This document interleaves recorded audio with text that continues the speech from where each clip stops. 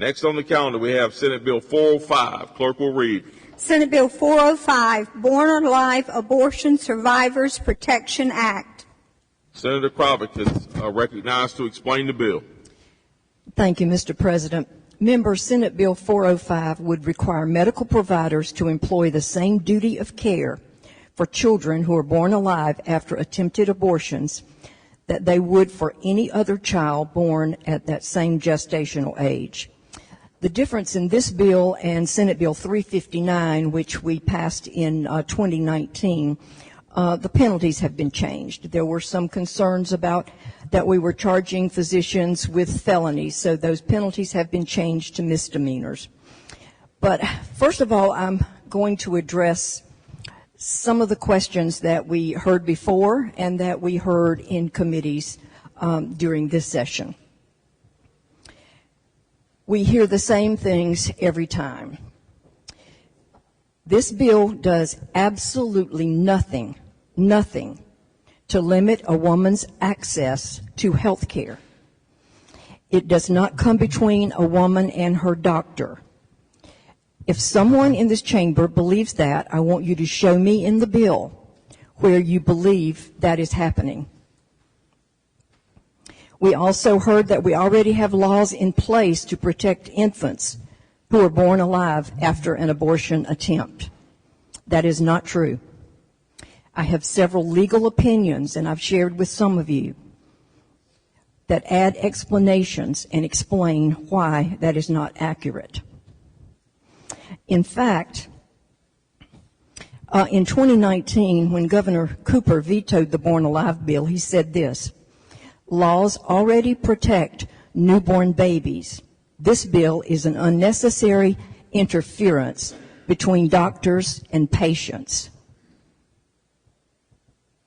Our central staff here, and I think they're the best in the country, made a distinction that current law clearly states that the deliberate killing of infants, including those who have survived an abortion, is a criminal offense.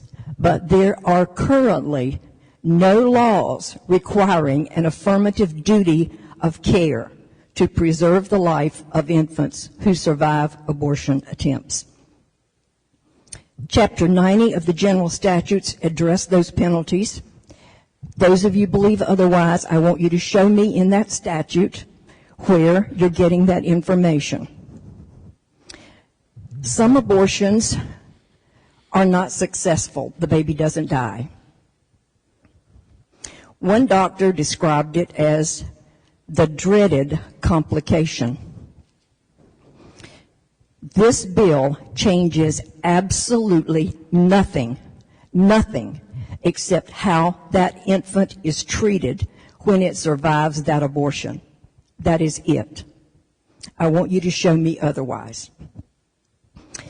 I also heard how many of these births occur. Do these live births even occur? We've heard that they don't. We really don't know how many times it occurs. Currently, only 6 states in this country report those babies that are born alive following an abortion attempt. The CDC estimates that there are between 376 and 588. And that was in testimony before Congress by Dr. Willard Cates from the CDC. A recent poll found that citizens support this legislation between 75 and 80% on every single poll. Jill Stanek, a nurse, was the first one that brought this to the attention of the American public several years ago. When she came public, she was discharged from her job because an infant had been born alive at the hospital where she was a nurse, and they had put it in the soiled linen closet. And she took the baby, held it, rocked it. She was not allowed to give it any care, any medical care, but she comforted. And she cared for that baby until he died, about 45 minutes later, I believe. A lady in my district, a young woman named Laura Gear. She was a chaplain, an intern at a hospital here in Wake County. She was beeped in the middle of the night to come to the hospital. When she got there, a nurse looked at her chaplain's badge and said, "Follow me."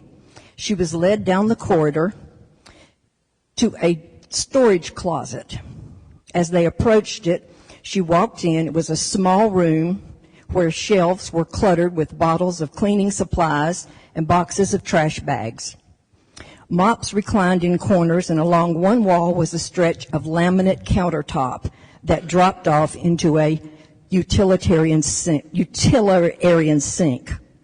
Lying on that cold countertop with no blanket, no bassinet, lay a perfectly formed, stark naked baby boy, his arms and legs strewn spread eagle away from him.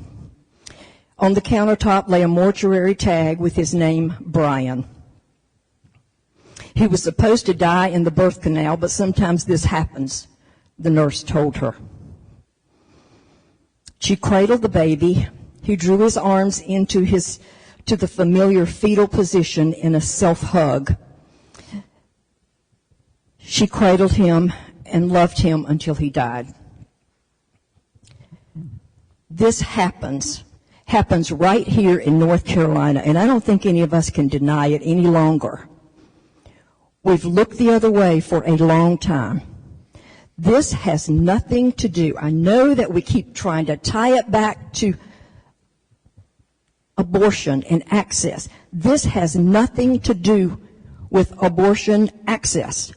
This has everything to do with a living human being, breathing outside its mother's body, a citizen of this state and of the United States. People tell me, well, it's not viable. A 6-month-old is not viable. A 1-year-old is not viable.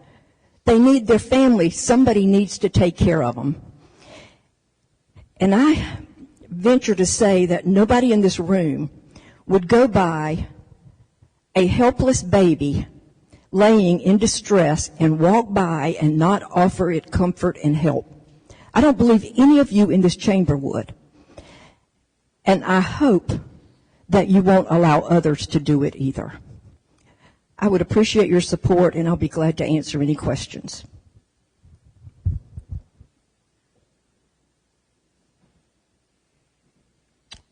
Is there further discussion or debate?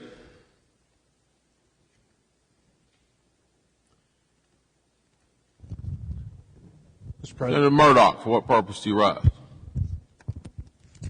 I'll yield to Senator Sanderson. Senator Johnson, for what purpose do you rise? Speak to the bill. You have the floor. Thank you, Mr. President. Thank you, Senator Krawiec, for bringing this forward. I know there's been a lot of discussion and debate, and I've received messages, and I'm sure many others in this chamber have received messages. I've heard comments, and one thing we like to hear about is that this situation doesn't occur. And it's amazing to me how quickly we forget the well-publicized case of Kermit Gosnell and the tragedies that we learned about through the media, and how the heinous acts that man did to the families and people that he served. In addition, Senator Krawiec has graciously provided us all with letters from survivors that tells us this actually does occur. So it troubles me that folks still feel the need to repeat something that we all know is not true. This does happen in North Carolina. It happens in many states. So what I would like for us to do is, as we've heard over the last years, follow the data. The data is there. The problem does exist. This is not a solution in search of a problem. In addition, my entire adult life, whenever I hear folks talk about abortion, the first thing I always hear is my body, my choice. That's what I hear. Hadn't heard much about that the last year when we've been talking about mask mandates and vaccine mandates, but it's still something I've heard my entire life. Let's be clear. We're not talking about abortion. We're talking about a child that is completely separate from the body of its mother. So that begs this one question that I'd like each one of you to think about. If somebody has an answer for me, I'd love to have it. When do human rights begin? How old do you have to be to have human rights? Is it 5 minutes? Is it 5 months? Is it 5 years? A child that is separated from its mother has rights immediately. And all this bill does is mandates that a doctor take care of a living human being. I don't see any way that you can vote against this bill. And so what I would ask is my colleagues, please vote for this bill. Thank you again, Senator Krawiec. Appreciate it. Senator Murdoch, for what purpose you rise? Thank you, Mr. President. First and foremost, this bill does not protect babies. It makes it harder for doctors to provide the safe and legal medical care that they are trained to provide, and does not address an actual problem that exists in the state. There are already state and federal laws that protect newborns. Further, physicians are obligated by medical ethics and licensing regulations to provide appropriate medical treatment, just as they are for all types of people. Failure to do so in the manner suggested by this bill could result in loss of credentials, supervision, or revocation of their medical license, a malpractice lawsuit, and even criminal charges. Abortion opponents are manipulating the complexities of medical and personal decisions about pregnancy loss to distract from the true agenda, to attack Roe v. Wade, push abortion care out of reach, and punish women and their doctors. This bill is out of a national playbook to do just that. This bill makes dangerous allegations about the competency and ethics of OBGYNs and medical health care providers. It is opposed by the North Carolina Medical Society, as well as the North Carolina OBGYN Society, because it would, if enacted, require physicians to take emergency and resuscitative measures that are inconsistent with evidence-based care and would criminalize them if they do not. I take this very seriously, seeing that my mother was a pediatric nurse. She took an oath to do her job and put her patients first with compassionate care, just as these doctors do. These sorts of bills perpetuate myths and lies about abortion care, the women who receive this care, and the doctors who care for them. What's worse, if this bill becomes law, it will cause additional pain and suffering to families whose infant has severe health conditions, only hours or days to live, and could deny parents the ability to choose the type of compassionate care that works for their family and their faith. Sometimes the family learns their baby has a fatal diagnosis and will be born only to live for a very short period of time. The decision of what to do next is one that only that family can make for themselves. Whether they decide to end the pregnancy early or continue it is a heartbreaking decision that must be left to the family and not politicians. So SB405, politicians are threatening North Carolina parents, their ability to decide the type of compassionate care that is best for them and their families. Medical doctors work with mothers through complex medical issues that this legislation exploits. To manipulate the grief and pain of pregnancy loss is simply cruel. This bill does not protect anyone. If it becomes law, doctors will be forced to take non-viable babies from their parents and make futile efforts to save a baby they cannot save.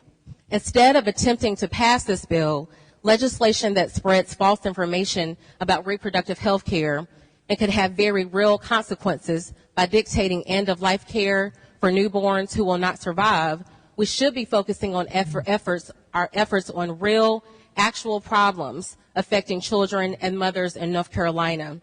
This session, myself and colleagues filed a bill to address maternal health issues, an issue that is supported with overwhelming data and statistics, science, and mothers from across our great state, an omnibus bill for moms called Momnibus. The U.S. has the highest maternal mortality ratio in the developed world, and North Carolina ranks 30th among other states. We can do better than that. While most countries are achieving declines in maternal deaths, the U.S. is one of only 13 countries where maternal mortality is on the rise, and racial disparities are driving this crisis. The March of Dimes has given North Carolina a D+. Black women are 3 to 4 times more likely to die from pregnancy-related complications than white women. Let's do something about this and bring that legislation to the floor. In closing, let's call this bill what it is: another bill in a long line over the last decade that is attempting to stigmatize abortion and demonize the doctors who provide it. And in doing so, if this bill ever becomes law, it will cause additional pain and suffering to families whose infants have severe health conditions and only hours or days to live. We should be focusing on efforts on bills to help and not harm families. We need to pass laws that respect patients and their doctors. We should protect access to reproductive health care and family planning. We need to allow women to consult with their doctor, family, and their faith, and allow doctors to provide the safe and legal health care they were trained to provide. This bill is inappropriate and harmful and shows a callous disregard for patients in need of compassionate, evidence-based care. This bill will take away the sacred time afforded to families to spend those last precious moments of a child's life with the mother and family so that they can begin to grieve and heal. I ask you to join me in opposing this harmful bill today.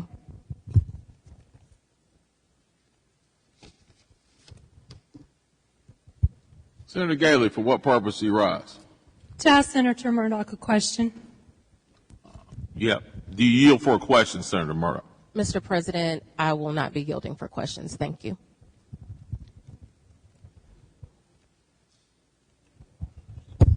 Senator Galey, for what purpose do you rise?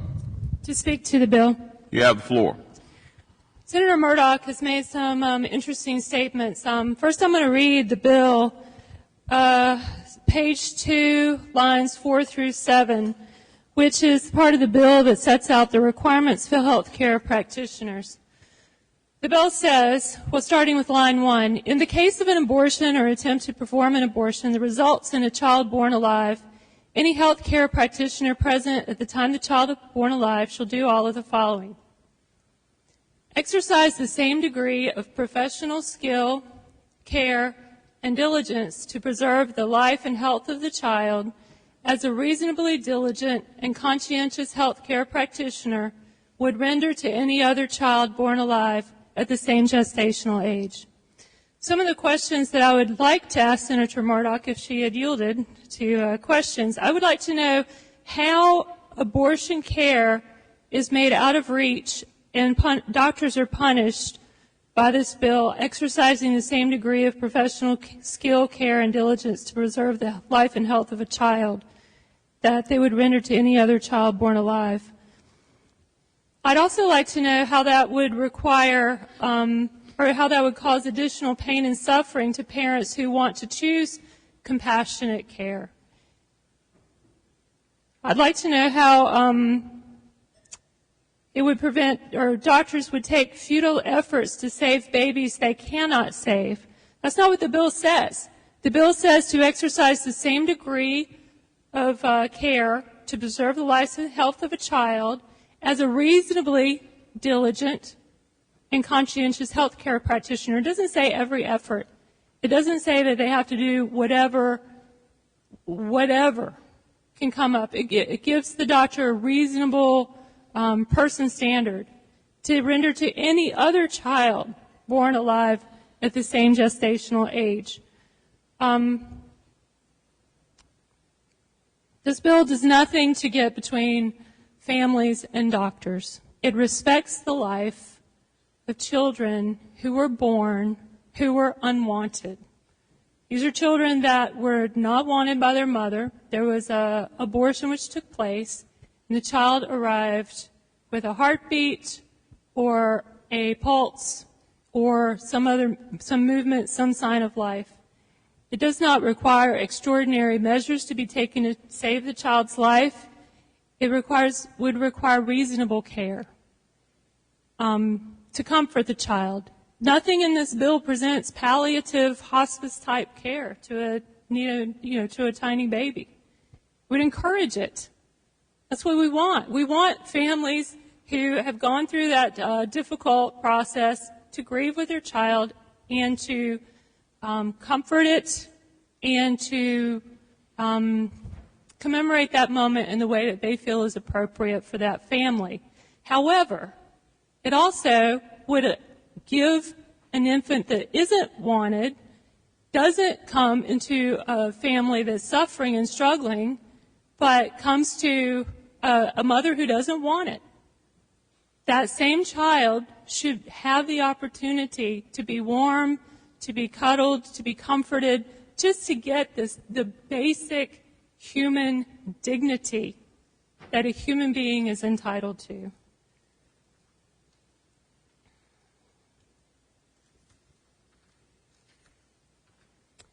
It's an equal standard of medical care for all new births. Any distressed newborn should get immediate emergency care and a professional evaluation to determine appropriate steps to promote health and well-being. And that should apply even if the child does have a disability or life-limiting diagnosis. Perinatal hospice respects the dignity of a newborn who's an innocent human being who survives an attempted abortion. He or she will be treated with the same human dignity and respect that similarly aged human beings receive in the course of neonatal medical care. This bill has nothing to do with abortion itself. It does not stigmatize doctors. It does not stigmatize our healthcare professionals.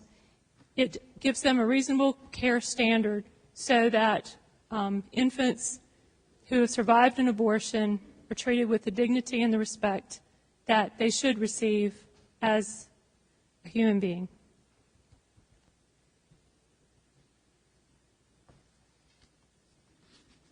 Before we continue, Senator Berger is back on the floor. So, is there further discussion or debate?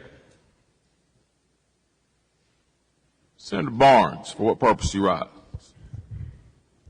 Speak to the bill. You have the floor. Thank you, Mr. President. Members, this bill is vitally important because children do survive abortions. Because abortionists are not required in North Carolina to report incidents of live births during abortions, we do not have statistics about how many babies are born alive. However, we do know that babies are being born alive in our state because of personal testimonies. And I'd like to share the testimony of Kelly. This is the voice of a survivor. If I was born today, I might not have survived. How cruel do you have to be to let a newborn infant die? Who wouldn't protect the life of an innocent baby? I've read in the newspaper that people believe situations like mine don't exist, but I do exist. I was born here in North Carolina when my mother tried to abort me. Today, I am a university student. I was 17 when my mom told me I was an abortion survivor. It was the last thing I was expecting to hear. It was the last thing I was expecting to hear that I was born 23 weeks early. I was 1 pound and 8 ounces. My grandpa likes to tell people I was tinier than the palm of his hand. I spent the first 4 months of my life in NICU. The oxygen tubes were in so long they partially paralyzed my vocal cords. The abortion procedure also partially paralyzed my right arm. Honestly, I really don't have much use of my hand. I am so grateful for the family that adopted me despite my health problems and birth defects. She worked in the hospital and she followed my story. They followed me over to the Children's Hospital and eventually adopted me. I love them both very much. I wanted to share my story today, knowing that there could be others like me that I could help. I want you to know that there are people like me. We do exist.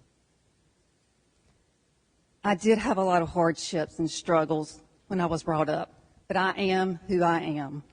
I have survived 100% of my bad days. My faith plays a big part of who I am and how I go about everything. I do enjoy my family and friends. I love getting to spend time with them. I love the outdoors, and I like going hiking. It's always beautiful to see God's creation in everything. I love art, and I like creating things. It is a powerful aspect of dealing with emotions and healing. I know God gave me a second chance at life because I'm here to share my story.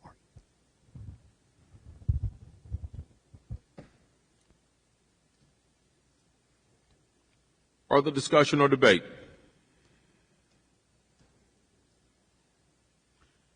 Hearing none, the question before the Senate is the passage of Senate Bill 405 on its second reading. All in favor will vote aye. All opposed will vote no. 5 seconds will be allowed for voting. The clerk will record the vote.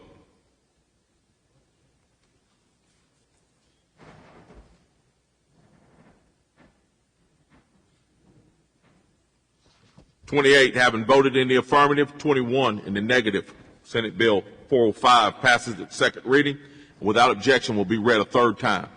The General Assembly of North Carolina enacts. Is there further discussion or debate? Hearing none, all in favor of the passage of Senate Bill 405 on its third reading will say aye. Aye. Opposed, no. The ayes have it, and Senate Bill 405 passes its third reading and will be sent to the House.